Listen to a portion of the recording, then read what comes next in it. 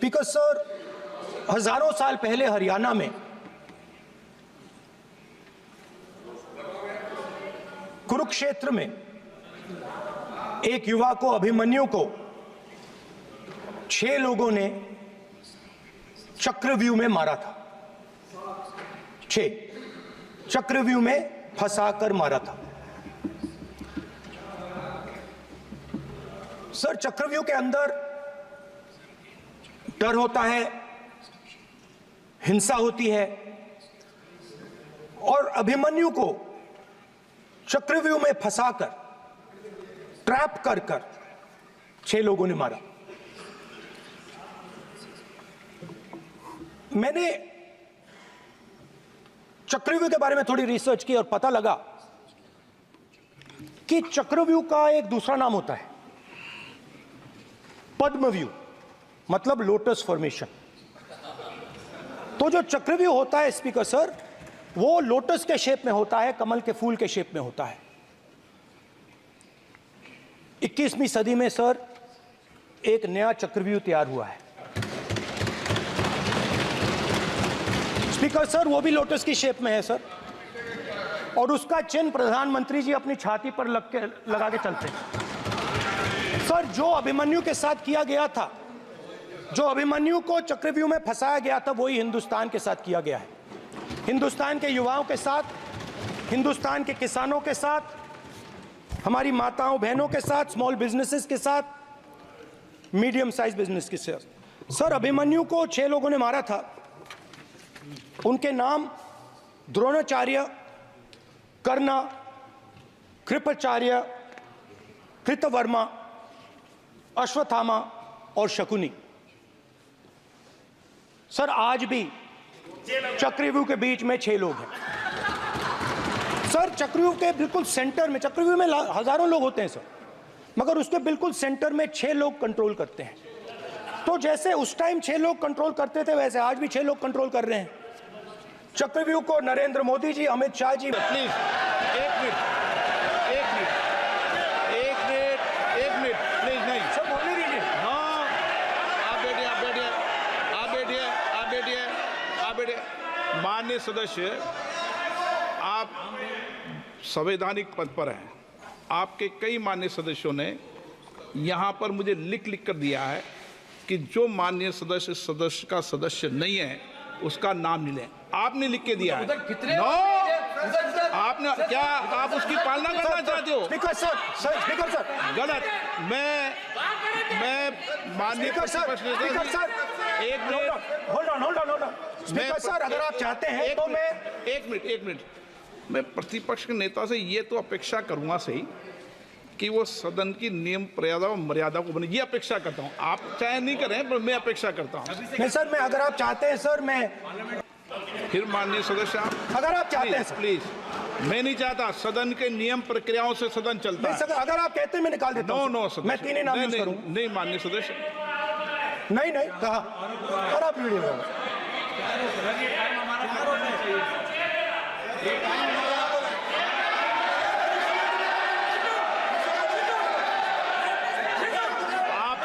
सब प्लीज, ये आप समझाइए।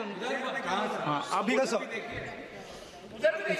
Speaker sir, the Chakravyu that has captured India has 3 forces behind it. First is the idea of monopoly capital, that 2 people should be allowed to own the entire Indian wealth. So one element of the Chakravyu is coming from the concentration of financial power. The second element, sir, मैं budget को explain कर रहा हूँ sir, मैं आ रहा हूँ, वहीं आ रहा हूँ sir. So one element is financial power. The second element is the institutions, the agencies, CBI, ED, Income Tax Department of this nation, and the third is the political executive. Speaker sir, these 3 together are at the heart of the Chakravyu, and they have devastated this country.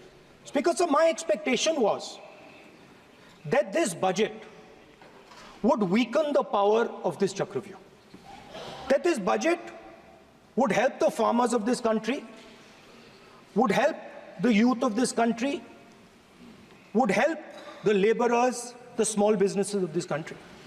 But what I have seen is that this budget, the sole aim of this budget, iski jo niyat hai, it is to strengthen this framework, the framework of big business, monopoly business, the framework of a political monopoly that destroys the democratic structure, and finally the framework of what one can call the deep state or the agencies.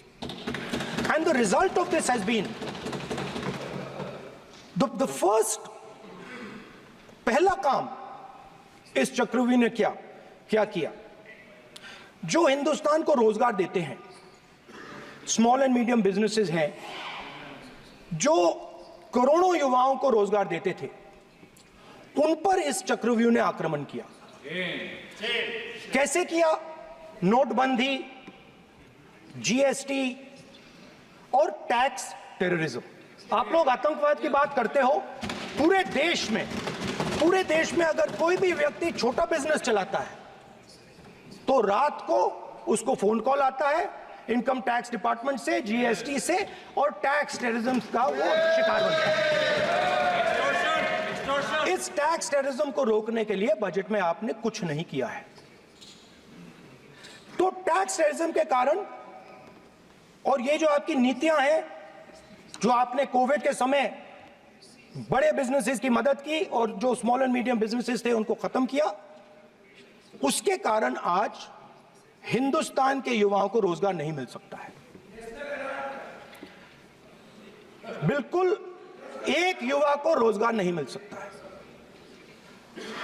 अब finance minister बैठी हैं, अब युवाओं के लिए आपने क्या किया?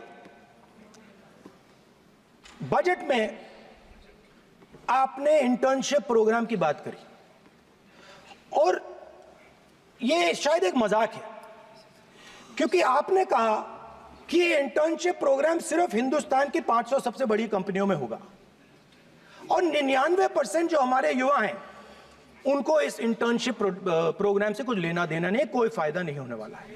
तो आपने पहले टांग तोड़ दी और उसके ऊपर आप बैंडेड लगाने की कोशिश कर रहे हैं। मेन मुद्दा आज युवाओं का एग्जाम पेपर लीक है। जहां भी हम जाते हैं, आपने बेरोजगारी का चक्रव्यूह बना दिया इनके लिए, और जहां भी हम जाते हैं वो कहते हैं देखिए बेरोजगारी है मगर पेपर लीक भी होता है। तो आपने एक साइड पेपर लीक चक्रव्यूह, दूसरी साइड बेरोजगारी चक्रव्यूह। पेपर लीक मैं आपको बताता हूं 10 साल में 70 बार हुआ है। अगर आप जानना चाहते हैं, 10 साल में 70 बार हुआ है। तो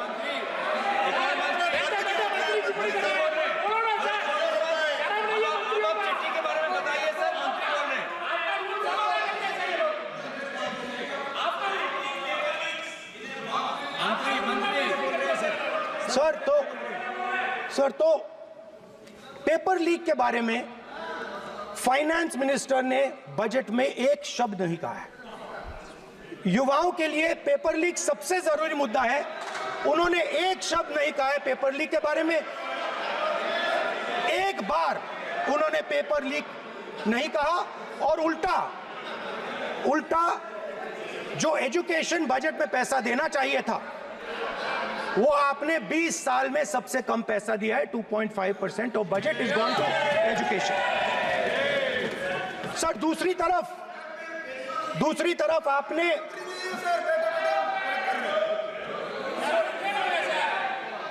आपकी नहीं मानते सर, ये रनिंग कमेंट्री कर रहे हैं सर। दूसरी तरफ पहली बार सेना के जवानों को आपने अग्निवीर के चक्रव्यूह में फंसाया। सही बात। इस बजट में अग्निवीरों के पेंशन के लिए 1 रुपया नहीं है। आप अपने आप को देशभक्त कहते हो, मगर जब अग्निवीरों की मदद करने की बात आती है, जवानों को पैसा देने की बात आती है, तो बजट में आपको 1 रुपया नहीं दिखाई देता। उनकी पेंशन के लिए 1 रुपया आपने नहीं दिया। तो उनको आपने अग्निवीर के चक्रव्यूह में फंसाया। उसके बाद सर, जो अन्नदाता हैं, वो चक्रव्यूह से निकलने के लिए, आपके चक्रव्यूह से निकलने के लिए जो आपने बनाया 3 काले कानून, जमीन अधिग्रहण बिल को आपने कमजोर किया, उनको आप सही दाम नहीं देते हो। इस चक्रव्यूह से निकलने के लिए उन्होंने आपसे सिर्फ एक चीज मांगी है, 2 चीजें नहीं मांगी है, सिर्फ एक चीज मांगी है। उन्होंने कहा है कि हमें लीगल गारंटीड एमएसपी दे दो। आपने उनको बॉर्डर पे बंद कर दिया, रोक दिया, आज तक रोड बंद है। आप उनसे बात करने को तैयार नहीं है। वो यहां आए, मुझसे मिलने आए, आप उनको अंदर नहीं आने दे रहे थे। माननीय सदस्य, आप सदन में असत्य नहीं कहे। आप वो सर, आप देखिए, 1 मिनट, हाँ चलिए, चलो,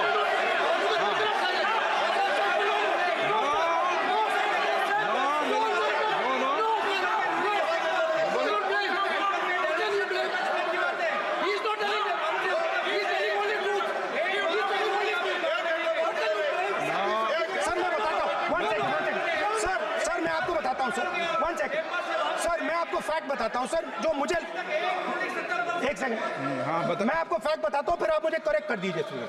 स्पीकर सर, फार्मर्स का डेलीगेशन, नहीं सर, मैं आपको फैक्ट बताता हूं। पर आपके माननीय सदस्यों को कह दें, वो सदन पर आरोप नहीं लगा है। रिपोर्ट से बोलता हूं मैं, बिना रिपोर्ट के नहीं बोलता हूं। बोलिए, बोलिए, उनको बोलने दीजिए, उनको बोलने दीजिए, उनको बोलने दीजिए, आप बोलने दीजिए उनको, बोले, वो बोले, बताएं, वो बताएं, मैं बताऊंगा। Speaker sir, 1 second. Speaker sir, मैं आपको बताता हूं जो मुझे मालूम है। स्पीकर सर, मैं आपको बताता हूं। बैठिए। स्पीकर सर, हुआ क्या, वहां पे सर मुझसे मिलने एक फार्मर का डेलीगेशन आया। मुझे बताया गया कि फार्मर के डेलीगेशन को अंदर नहीं आने देंगे। मैं उनसे मिलने जब गया, तब उनको अंदर आने के दिया गया था। सर ये फैक्ट है सर। अब पता नहीं कोई मिसकम्युनिकेशन हुआ, वो अलग बात है, बट फैक्ट ये है कि जब मैं मीडिया के साथ वहां गया, तब दरवाजे पार्लियामेंट के, संसद के उनके लिए खुले, उससे पहले वो बंद थे। ठीक है। और ये आप उनसे भी पूछ लीजिए sir. Please please, no please please, 1 minute please. आपने विषय उठाया इसलिए मैं बोल रहा हूं। ऐसे तो सदन की व्यवस्थाओं पर सवाल नहीं उठाना चाहिए। किसको आने दें, 1 मिनट प्लीज बैठिए, किसको आने दें, किसको अलाउ नहीं करने दें, ये स्पीकर का जुडिक्शन होता है। नंबर 1, जब ये सूचना आई, आप मिले, उनसे अंदर मिले, लेकिन उसमें एक सदन की मर्यादा का उल्लंघन हुआ कि कभी भी सदन में माननीय सदस्य के अलावा दूसरा कोई व्यक्ति बाइट नहीं दे सकता। और हाँ, और आपकी मौजूदगी में बाइट दी, ये क्लियर करना चाहता हूँ। सर ये टेक्निकलिटी है सर, ये मुझे मालूम नहीं था। कोई बात नहीं, बट सर प्लीज, नो, माननीय हीरोइंस आके बाइट दे रही है सर। आप मत बोलिए, आपके नेता बोल रहे हैं। तो स्पीकर सर, जब महिला आरक्षण आया था तो ये आपको बेटे बेटे स्पीकर सर, हम करने का चाहते अधिकार थे। है। माननीय प्रतिपक्ष के नेता, आपके बेटे बेटे सदस्य कमेंट्री कर रहे हैं, फिर वो कहते हैं कि लोग क्यों कमेंट्री कर स्पीकर रहे हैं। सर, हम चाहते थे, हमारा एक्सपेक्टेशन था कि जो अन्नदाता है, जो सरकार से सिर्फ एक चीज मांग रहा है, लीगल गारंटीड एमएसपी, हमें लगता था कि ये कोई बड़ा काम नहीं है सर, ये इतना बड़ा काम नहीं है। हमें लगता था कि अगर सरकार बजट में इसका प्रोविजन कर देती, अगर बजट में इसका प्रोविजन कर देती, तो जो हमारे किसान हैं जो चक्रव्यूह में, आपके चक्रव्यूह में फंसे हैं, वो निकल पाते। ये हमारी थिंकिंग थी, मगर आपने नहीं किया। तो मैं यहां इंडिया गठबंधन के तरफ से गारंटी देता हूं कि हम ये काम करके दिखा देंगे। जो आपने अपने बजट में नहीं किया, वो मैं हिंदुस्तान के सब किसानों से कहना चाहता हूं, गारंटीड लीगल एमएसपी हम इस सदन में पास करके आपको देंगे।